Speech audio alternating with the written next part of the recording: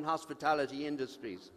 It has been a remarkable public health success and an international template for many others.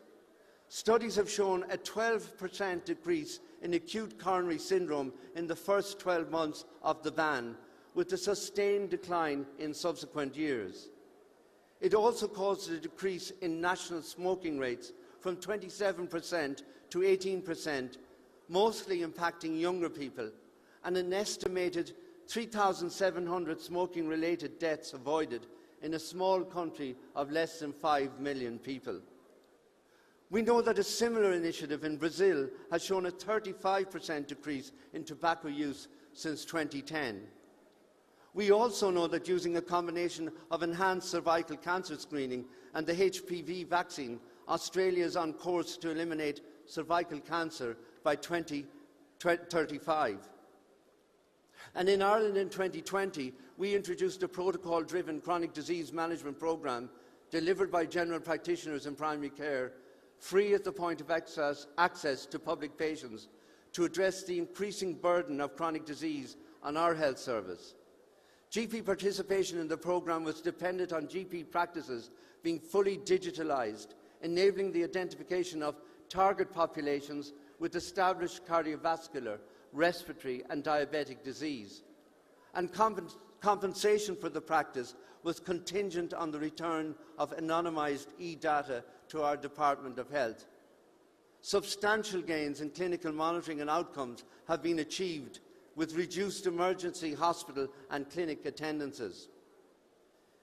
Given the predicted volume and cost of care, not only must there be a shift from expensive secondary and tertiary care to primary care, but also to people themselves, to manage their own conditions through education and supervised remote monitoring. We need to encourage citizens and patients to become owners of their own health care. Technology has been successfully piloted internationally, but it needs to be universally available. Proven interventions must be accessible and affordable, with an eye on the prize of healthier, happier and more productive populations. Digitalised healthcare with citizens' access to personal interactive digital health records is critical.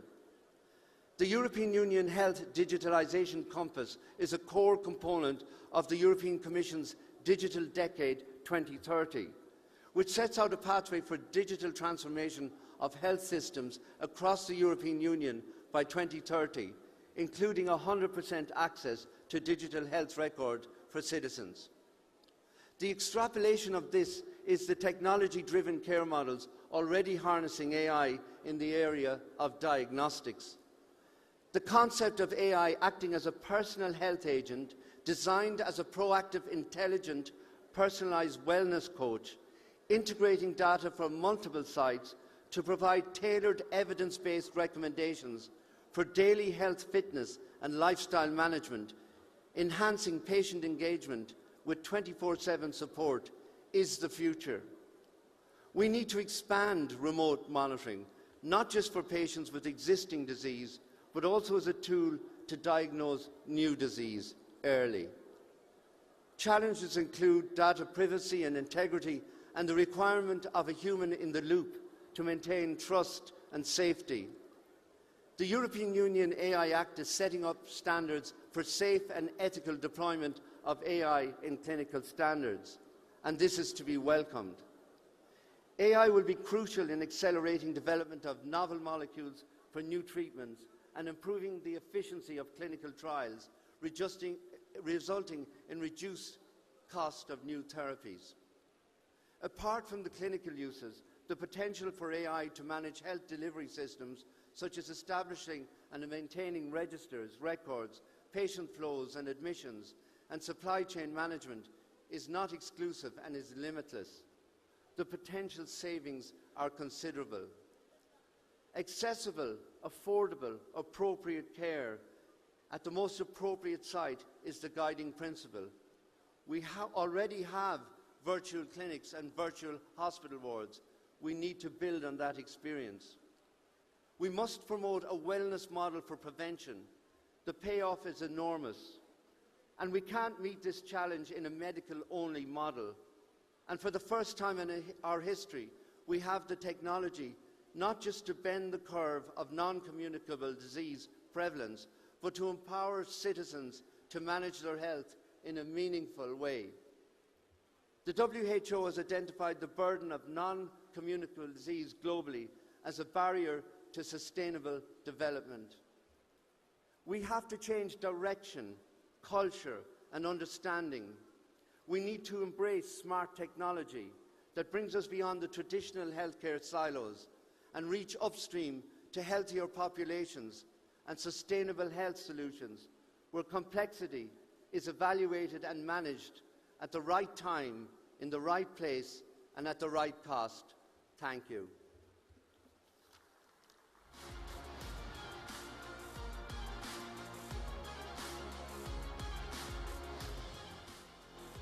Thank you very much for that very thought-provoking address, Honourable Member of the Irish Parliament.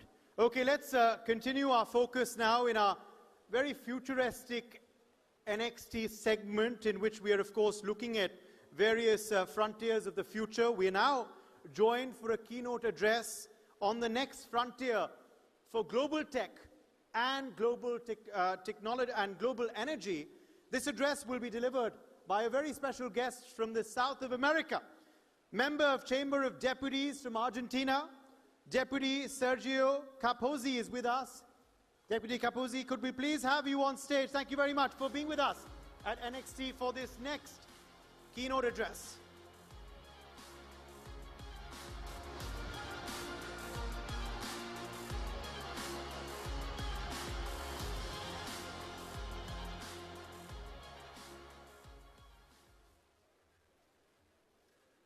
Thank you. Distinguished guest, friend from India, authorities, excellence, college students. Thank you for letting me talk to you about my country, Argentina. Now my country is going through a profound transformation. We are rebuilding trust, stability, and predictability. We understand that investment requires long-term certainty. Today, Argentina offers that certainty. Incentive for large investment by law, in Spanish, RIGI, Régimen de Incentivos para Grandes Inversiones, for inversions over $200 million American dollars. Through our new investment framework, RIGI, we provide long-term tax stability, legal protection for large-scale projects, foreign currency, free availability at earnings, clear and transparent rule, not for now, for more than the next 30 years by law. This is not about ideology, it's about predictability. Inversions needs rules, clear, safe, and strong institutions. Argentina is building thus. Argentina is not only natural resource, also is not only Lionel Messi and our national team. Of course, I want to win the next World Cup in USA. INVAP is an state-owned technology company based in Patagonia. I live in Patagonia. Has more than 50 years of experience in high complexity engineering,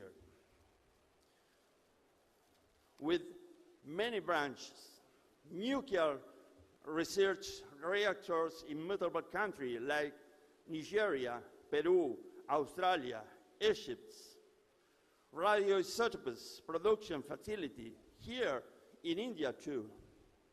More than 100 operational radio systems, satellite missions for observation and telecommunications, aircraft without pilots. But it's not theory. This is proven international experience. India is the fourth economy in the world. Argentina is member of the Mercosur with Brazil, Paraguay, and Uruguay. We just signed a free trade deal with Europe and another with USA, but it's not enough. We are ready to more trade with India, with heritage and knowledge. Argentina and India now are partnership. Our relationship with India is already strong. In Mumbai, Argentina and India cooperate in radioisotopes production for medical use. We do not compete, we collaborate. There is a room to deepen cooperation in nuclear medicine, satellite technology, radar and airspace control, clear energy, and digital infrastructure. Of course, AI. Artificial intelligence requires energy and stability. Partners, Patagonia offers strong wind resource, hydro capacity, nuclear development, natural gas reserve, the second war all over the world in Vaca Muerta. It also offers something rare, physical security and low population density. In Patagonia, between two villas, there are more than 100 kilometers. We are presenting long-term potential built on real assets. Argentina is one of the 10 largest countries in the world by land area. Patagonia is a region comparable with size to Europe, but with few population, under 1 million people. It's vast, cold climate, and access to diverse energy matrix, including wind, solar, gas, hydro, nuclear, green hydrogen. With clear sky and this unique condition, Patagonia is the location for establishment AI technology hubs. We are ready to be partner. We offer stability, energy, engineer capability, institution, community, law, and more important, we don't have problems with our neighbors. We have in freedom and peace.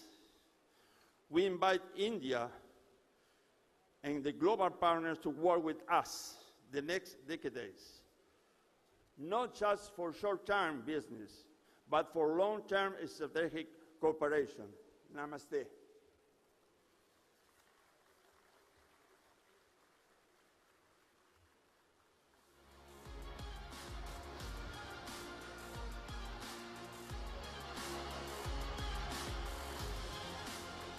Thank you very much for that very inspiring talk. And of course, I'm sure a lot of people will take a cue on forging closer relations between our countries after your address. All right, moving now swiftly forward. We are quickly switching our segment now. Our next segment is on Next in Defense. Another very topical segment, because it is, of course, something that the entire world is speaking about today. And for her address on the topic of AI cognitive warfare and the European Sky Shield, I invite on stage member of the National Assembly from France, Madame Deputy Laetitia Saint-Paul. Could we have you on stage for your keynote address? Let's welcome her with a round of applause. Madame.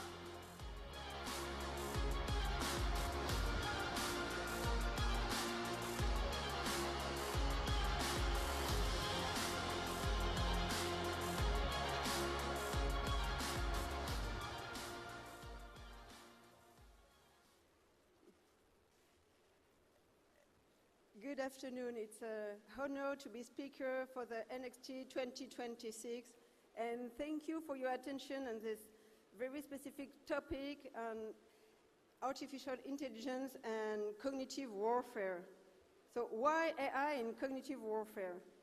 If we look back at the history of cognitive warfare, there have always been spies, propaganda, manipulations, disinformation, and psychological operations. We could say that AI is just another building block, just one method among many. Astroturfing, the equivalent of a digital raid against someone, but with the aim of creating a trend, creation of fake accounts and alternative media, funding of influencers, coordinated maneuvers in the physical and virtual world, biases in algorithms. We could say that it's simply an evolution, a new tool, and this is not the conclusion I've reached.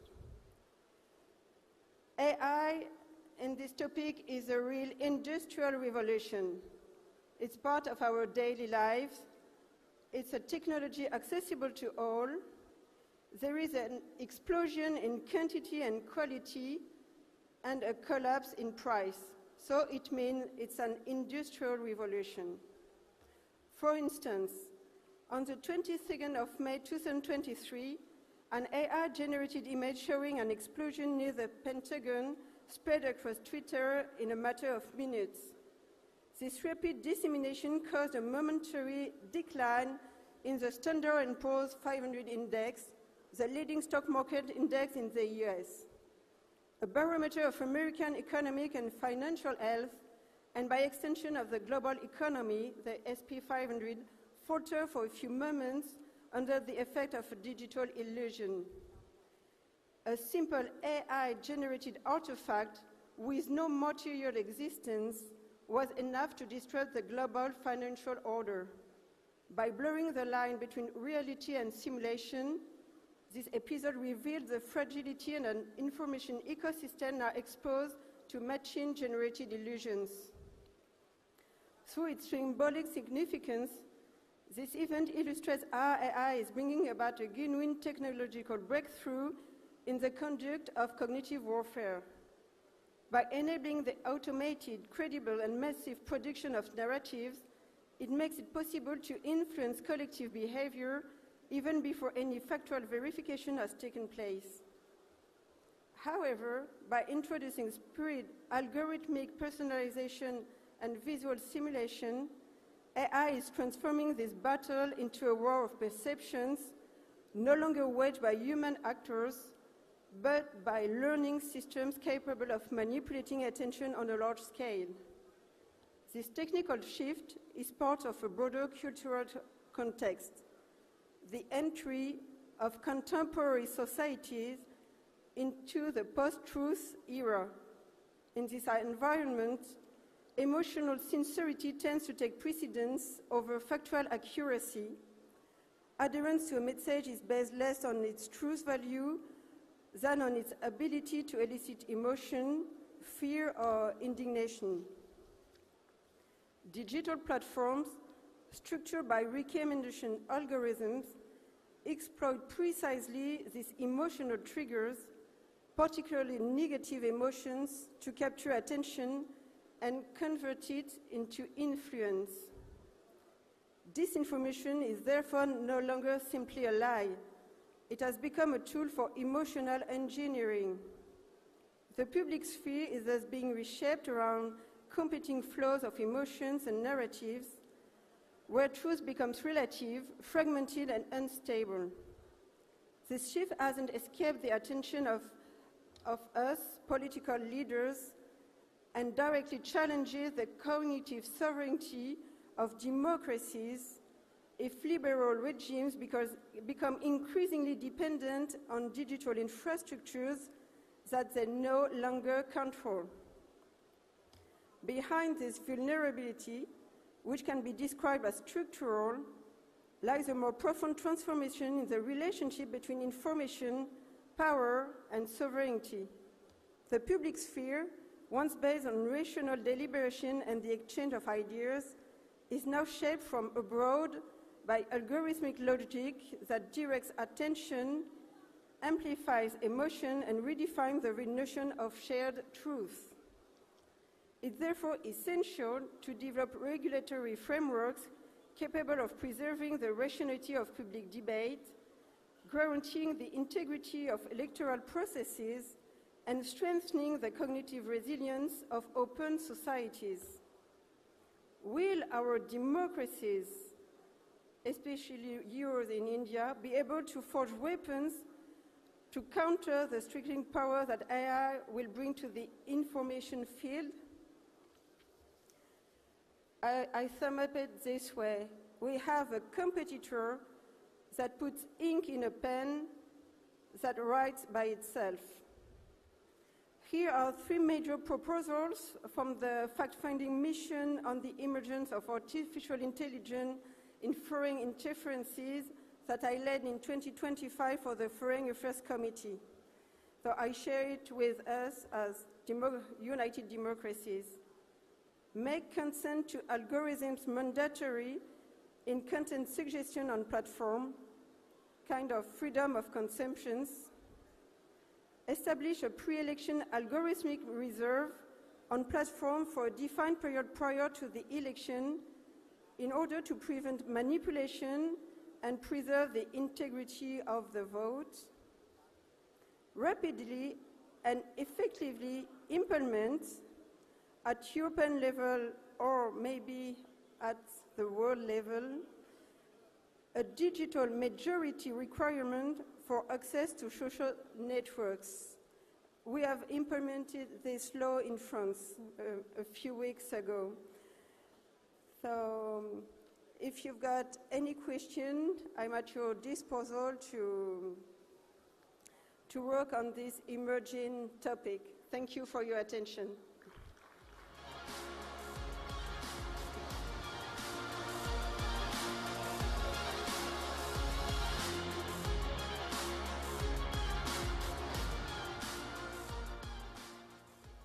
Thank you very much for your presentation, your keynote address, of course, and for addressing those various topical issues of Next in Defense.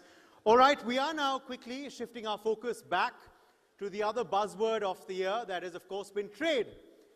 Trade is something that we've seen being talked about all across the world. Trade agreements have also been signed.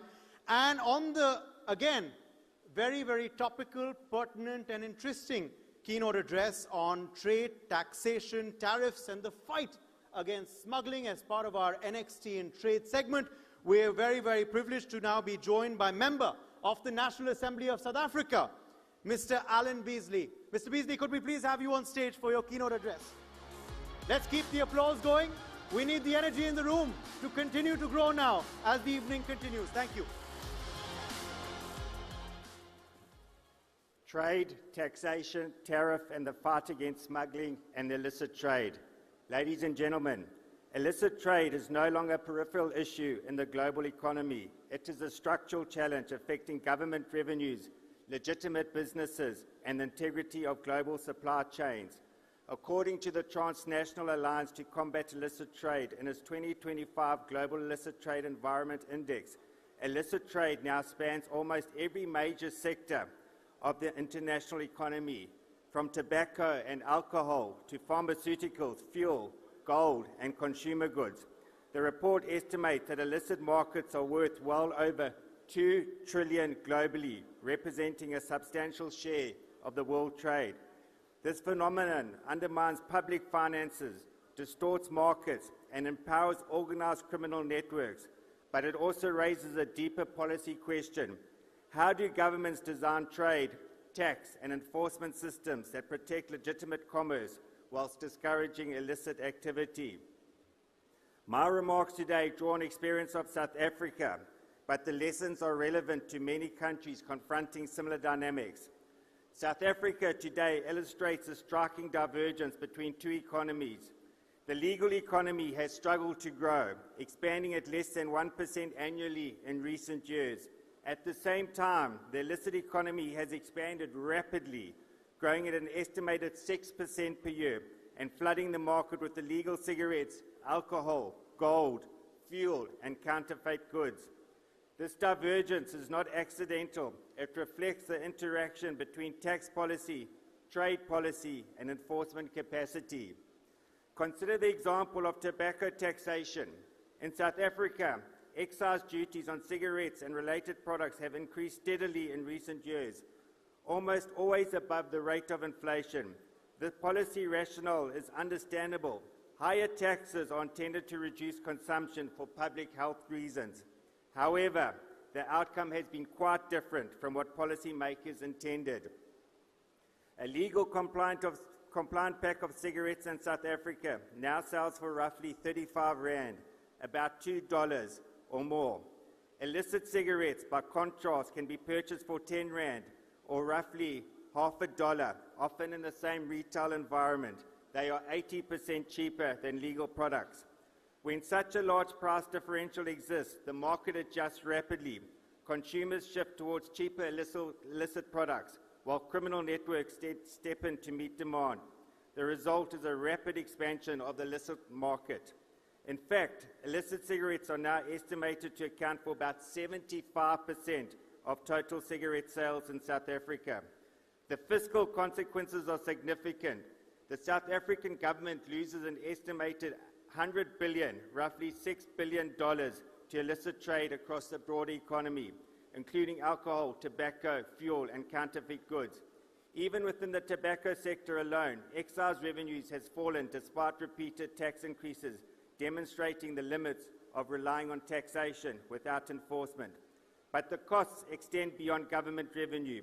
Illicit trade undermines legitimate business and destroys jobs. A recent example illustrates this clearly. A major international tobacco manufacturer with decades-long presence in South Africa recently announced that it would cease domestic cigarette manufacturing, citing the overwhelming dominance of illicit cigarettes in the market. The decision threatens hundreds of direct jobs and tens of thousands more across agriculture, logistics, and related supply chains. This example highlights a key principle in the fight against smuggling. Policy coherence matters. If tax regimes create price gaps that legitimate businesses cannot realistically compete with, and if enforcement systems are not sufficiently resourced to police borders and supply chains, illicit markets will inevitably expand. Yet, it is important to emphasize that combating illicit trade does not require impossible complex solutions. In many respects, the fundamentals are straightforward. First, tax regimes must be calibrated carefully. Excise duties, particularly on products like tobacco and alcohol, should not increase so rapidly that they create extreme price disparities between legal and illicit products. Moderating the price of increases can narrow the incentive for smuggling while persevering the viability of legitimate industries. Secondly, enforcement capacities must match policy ambition. Taxes only function effectively if governments have the institutional capacity to enforce compliance. In South Africa, this means strengthening agencies such as the South African Revenue Services, the South African Police Services, the National Prosecuting Agency, and the Border Management Authority.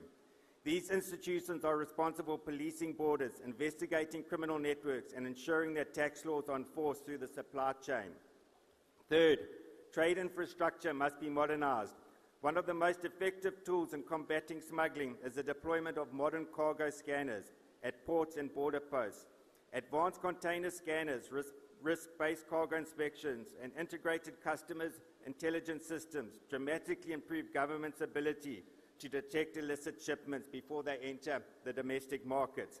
In many developing economies, including South Africa, insufficient capacity at major ports remains a critical vulnerability that organized criminal networks exploit. Fourthly, international cooperation is essential. Illicit trade is inherently transnational. Smuggled goods often cross multiple jurisdictions before reaching consumers. Intelligence sharing, customs cooperation, and coordinated enforcement operations between countries are therefore essential components of any effective response. None of these measures alone is sufficient, but together they can form a coherent strategy. The central lesson is that the fight against illicit trade is fundamentally about balance. Tax policy must pursue legitimate policy objectives, whether fiscal revenue or public health, without unintentionally empowering criminal markets. Trade systems must facilitate commerce while maintaining robust safeguards against abuse. Enforcement agencies must be adequately resourced and technologically equipped to keep pace with increasingly sophisticated smuggling networks. When these elements align, legitimate businesses can compete fairly, governments can collect the revenues that they are due, and consumers can be protected from unregulated and potentially dangerous products. But when they fall out of alignment, when taxes rise faster than enforcement capacity, or when borders remain porous, while price incentives grow, illicit market and smuggling expands rapidly. The stakes are significant. Illicit trade does not merely deprive government of revenue, it corrodes state institutions, undermines the rule of law, and displaces legitimate economic activity. For countries like South Africa, desperately seeking growth, investment, and job creation, allowing the illicit economy to expand unchecked is simply not sustainable. The good news, however, is that progress is possible. By combining balanced taxation, effective enforcement, modern trade infrastructure, and international cooperation, governments can significantly reduce the incentives and opportunity for smuggling. The challenge before us is therefore not to simply recognize the scale of illicit trade and smuggling, but to ensure that our policy frameworks are aligned to confront it effectively. I thank you.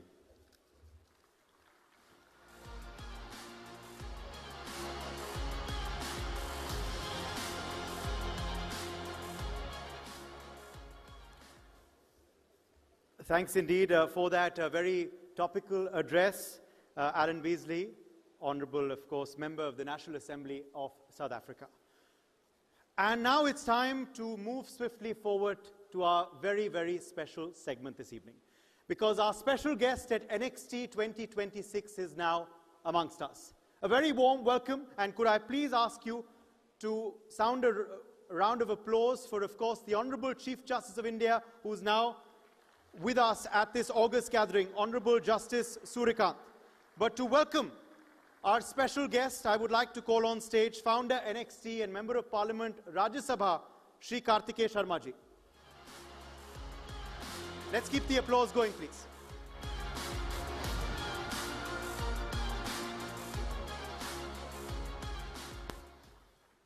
Good evening. I would like to welcome the Honourable Chief Justice of India, Justice Surikant ji, for taking out time from his hectic schedule and addressing us at the NXT Summit. We are honored to have you amongst us, sir. I would also like to welcome the distinguished members of the bench and the bar, global delegates joining us for the NXT conclave. It is a profound privilege to address this assembly. NXT is not just a glimpse into the future, but a roadmap for a more equitable world. Whether we are discussing the evolution of medical diagnostics in NXT in health or decentralized systems in NXT technology, we are essentially looking at the convergence of human rights and the high-tech innovation. The Chief Justice has often reminded us that the soul of justice lies in its accessibility to the last person in the line. As we host this international dialogue here in New Delhi, it is essential to recognize that India is no longer just a participant in the global legal discourse. It is a primary architect of the digital jurisprudence that will define the 21st century. The impact of technology on the evolution of law in India has been nothing short of a silent revolution. Historically, the law moved at the pace of paper. Today, it is making rapid strides in delivering justice every day. We are witnessing a shift where technology is no longer an external impact, but an internal engine. In India, we are moving towards a framework of proactive law, where digital safeguards are embedded into our systems to prevent disputes before they arise. This evolution is particularly critical as we look at the intersection of law and other sectors. For instance, as India leads in digital health initiatives, our legal system is simultaneously evolving to address the complex ethics of data privacy and algorithmic accountability. This multidisciplinary approach ensures that our technology leaps forward, our legal protections remain robust and human-centric. To our international guests, it is important to highlight how the Indian judiciary has pioneered the use of technology to bridge the vast socio-economic gaps of 1 billion people. Under the visionary guidance of the Honorable Chief Justice of India, India has implemented the e-courts mission, a massive digital infrastructure project that has turned geographical barriers to justice into a relic of the past. By conducting millions of virtual hearings, Indian courts have ensured that a citizen in a remote village has the same seat at the table of justice as the resident of the capital. We have deployed AI tools like SUVAS, which translates complex legal judgments into various regional Indian languages, ensuring that law speaks the language of the people. These are not merely administrative upgrades. They are profound democratic reforms designed to reduce pendency and make justice a tangible reality for every Indian, regardless of their location or literacy levels. In the new global order, the evolution of law must confront a world where power is increasingly algorithmic and borders are increasingly digital. The rise of a decentralized technologies and global data flow is challenging this traditional law of the land. We are entering an era where we must protect not just the physical territory, but the digital sovereignty of our citizens. This brings us to the fundamental question for this international audience: will technology make laws borderless? While the delivery of the justice remains a sovereign duty of the nation state, we are seeing a regulatory convergence. Whether we are in New Delhi, Brussels, or Washington, we are moving towards a shared legal language regarding AI ethics and data protection. India is at the forefront of this, advocating for a global digital constitution that respects national sovereignty while ensuring a universal standard of fairness and transparency. As we navigate this NXT frontier, our commitment remains to the human heart of the judicial process. Justice Suryakanji has eloquently noted that while a machine can process data and highlight inconsistencies, it cannot replicate the human conscience. In India, our digital transformation is guided by this very principle. Technology must be a force multiplier for empathy, not a replacement for it. We seek to create a system where judiciary, the bar, and the administration move in perfect harmony, a four-wheel journey towards a future where justice is not a distant destination, but a constant, accessible, and affordable presence in the lives of all citizens. It is through dialogues like this that the new ideas are forged, partnerships are strengthened, and the pathways to a more responsive and future-ready justice system begin to merge. The next summit is envisioned as a precisely such platform, where thought leaders, jurists, innovators, and policymakers come together to shape the contours of the future that lies ahead. May the conversations we begin here today help build a world where innovation and justice advance together for the benefit of all. With that, I warmly welcome all of you to the NXT Conclave. Thank you very much.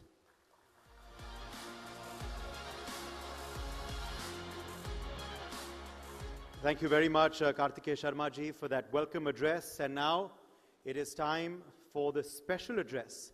I humbly invite on stage to address this august gathering, Honorable Justice Suryakant, Chief Justice of India. Could we please have you on stage? Let's please have a loud round of applause, ladies and gentlemen, for the Chief Justice of India.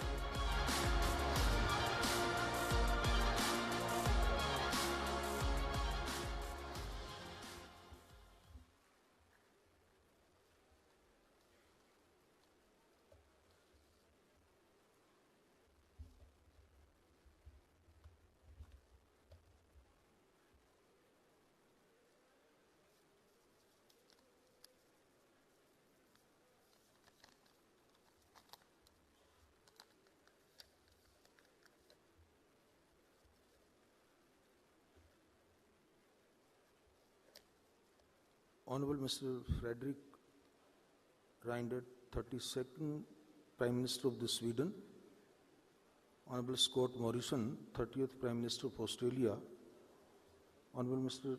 Shri Baburam Bhattarai, 36th Prime Minister of Nepal,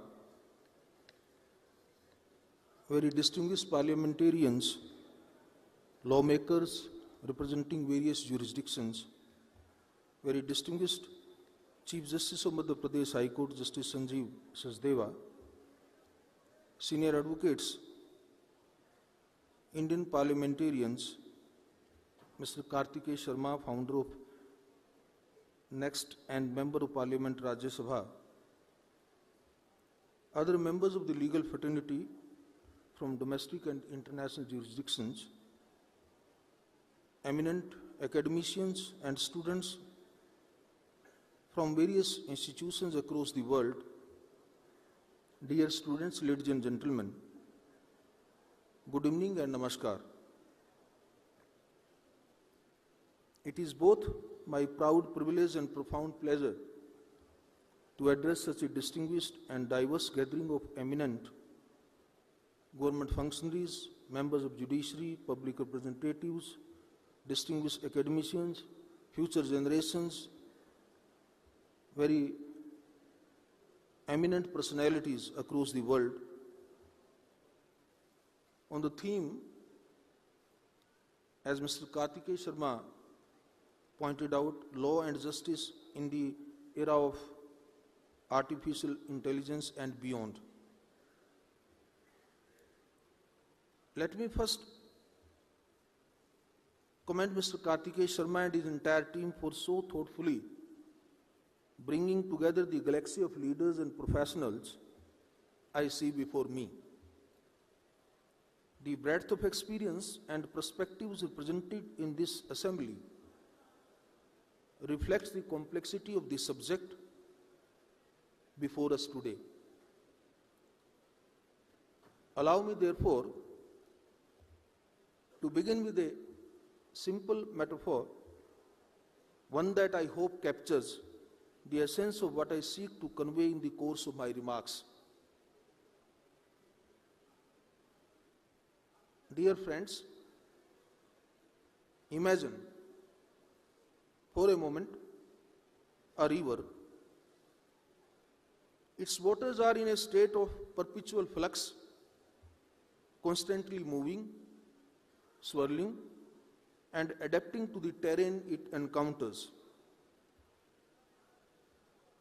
As the Greek philosopher Heraclitus famously observed several epochs ago, and I quote him, "One can never step into the same river twice." Yet while the water changes, the river bed remains firm. It is the foundation that gives the flow its direction and its purpose. For centuries, the law has been like that very river. The specific statutes, rules, or regulations are the shifting waters, but the riverbed, the fundamental, unshakable truth of justice, remains constant. This relationship between the permanent and transient nature of legal development is not new. If you look back at the dawn of civilization, we see the law attempting to anchor itself in the most literal sense. For instance, in ancient Mesopotamia, the Code of Hammurabi, which was their legal text covering civil, criminal, and family laws, was carved into a 7-foot tall basalt stone, unmoving and unformidable. In our heritage, Dharma Shastras inscribed onto palm leaf manuscripts viewed that law was not merely a set of human dictates, but as a cosmic order that sustains the very universe. The Earth Shastra, another wonderful book of ancient times defining various aspects of law, which is an ancient, a book known for its statecraft, politics, economic policy, and military strategy, views the law in a similar vein. However, in those eras, The law was bound by the physical limits of the scribe's hand and often only in the preserve of a select few who held the keys to literacy. Then came the great shift, where the advent of printing press during the age of industrial progress marked a departure from the times of inscriptions on stone tablets and handwriting manuscripts. Large-scale mechanical printing dramatically multiplied the number of books and legal texts in circulation, expanding public access to knowledge and gradually democratizing the idea of rights. As law moved beyond the silence of handwritten scrolls to the roar of the printing press, it became accessible to the common man, yet infinitely more complex. This transition, of course, proved that the law is not a fossil, it is a movement. It is a living, breathing organism that has successfully navigated the journey from parchment to paper and from the town square to the globalized courtroom. We learned then, as we must remember now, that the law survives not by resisting change, but by absorbing it. Justice Benjamin Carjo, one of the most eminent jurists, therefore very aptly put it. He said, and I quote, "Law never is, but is always about to be." Today, we find ourselves at the edge of another great shift, perhaps the most profound and challenging one yet. We are transitioning from the world of paper to the world of pixel. The course of the river, so to speak, is entering a digital canyon where the speed of the current has accelerated beyond anything our predecessors could have imagined. But as we stand before the daunting possibilities of artificial intelligence, we must not lose sight of the river bed. While our tools are becoming more artificial, our commitment to justice must remain more human than ever.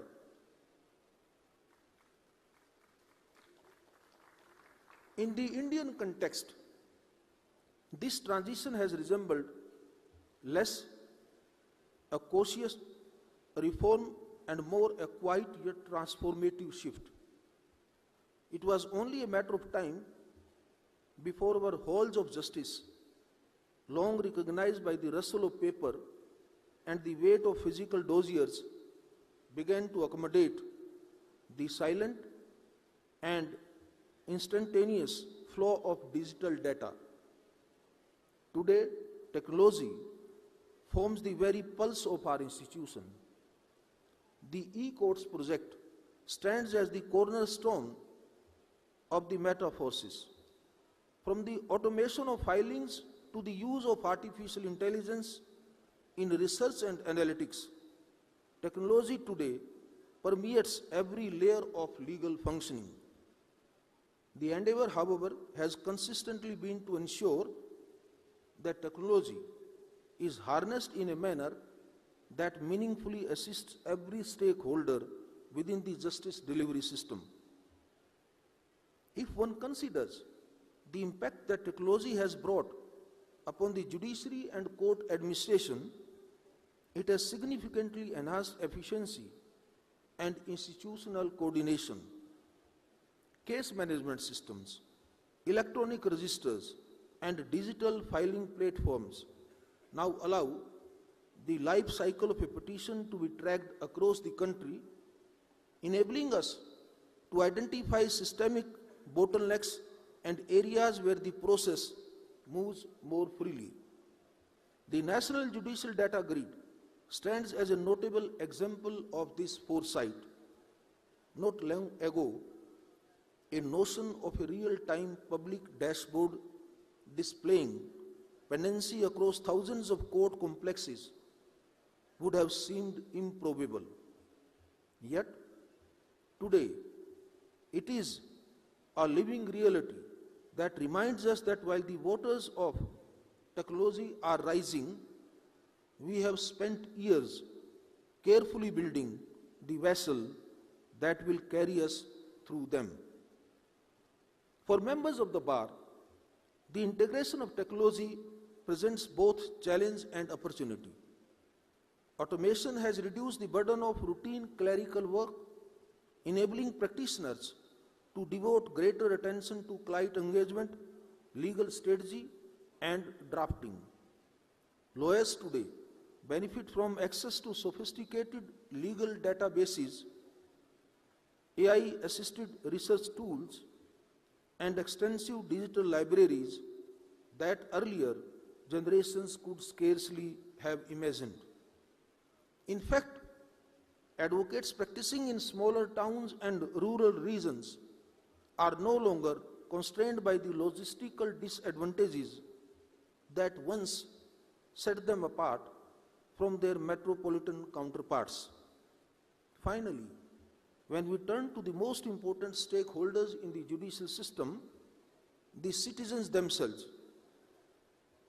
technology has opened doors and were difficult to access. Online grievance portals, virtual lok adalats, and digital legal aid services have now brought the justice system closer to the common citizen. Litigants are now able to track the progress of their case online, access essential legal information, and in appropriate matters, they can resolve disputes through digital mediation. The experience of virtual hearings illustrates this transformative vividly. By conducting millions of hearings through video conferencing, the Supreme Court of India, the High Courts, and also the district courts at the grassroots level have very successfully demonstrated that the authority of law is not diminished by a digital interface, provided the quality of deliberation remains uncompromised. For many marginalized groups, including women, the elderly, and the persons with disabilities, the shift proved especially significant as the journey to a courtroom had often been a formidable barrier for them. The practical effects of these reforms are visible today. A citizen in Kashmir, Kerala, or Nagaland can approach the Supreme Court of India without the necessity of being physically present in Delhi and may participate in proceedings virtually whenever required. Indeed, a third of the matter before my court are now conducted virtually, reflecting a meaningful reduction in geographical barriers, litigation costs, and obstacles to accessing justice. Further, the live streaming of court proceedings now allows citizens to participate and observe how the court engages with arguments and how judicial deliberations unfold. This measure has strengthened transparency, fostered a more informed public understanding of the judicial process, and helped dispel the misconception that the judiciary functions behind closed doors. More recently, the Supreme Court E-Committee has initiated Phase 3 of the E-Court projects, which has formally begun the process of digitizing the entire court record and making e-filing and e-payments a reality across all court complexes in the country. As we continue to navigate this digital stream, we are beyond cognizant that we have arrived in this age of artificial intelligence. To some, this may feel like a storm gathering on the horizon. To others, it appears to be the dawn of a new capability. But my dear friends, in the world of law, we must remember an old piece of wisdom that says, and I quote, "You cannot stop the wind, but you can build windmills." Our task is thus not to retreat from this advancement, but to harness its energy into a structured, responsible framework that serves the ends of justice. Within the Indian judiciary, this transition is already reflected in several pioneering initiatives that are setting important benchmarks. One notable example is the software known as SUVAS, that is Supreme Court Vidhik Anuvad software. This is an artificial-driven translation tool that advances the core objective of access to justice. In a country as linguistically diverse as India, the language of the law has often posed barrier. SUVAS, the software which I am talking, seeks to bridge this divide by translating complex judicial decisions into 16 regional languages. In doing so, it enables a farmer in rural Tamil Nadu or a small trader in West Bengal to read a Supreme Court judgment in their own mother tongue and understand the reasoning that underlines it. As of early 2026, the system has expanded to cover nearly all scheduled languages, transforming the promise of wider legal accessibility into a practical reality. Another software, SPACE, we have introduced. That's a Supreme Court portal for assistance in courts' efficiency.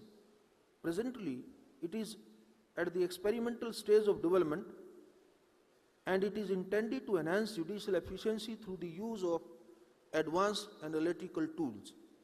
The system is designed to sift through vast volumes of precedents, statutes, and factual records within seconds, identifying relevant material that might otherwise require weeks of human effort to locate.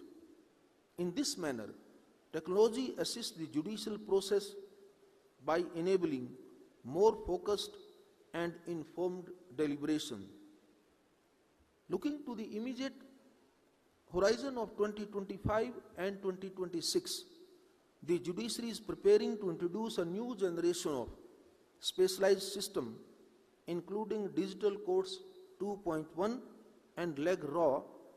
LegRaw is envisioned as a legal research and analytical assistant designed to support judges in navigating complex legal materials with greater ease.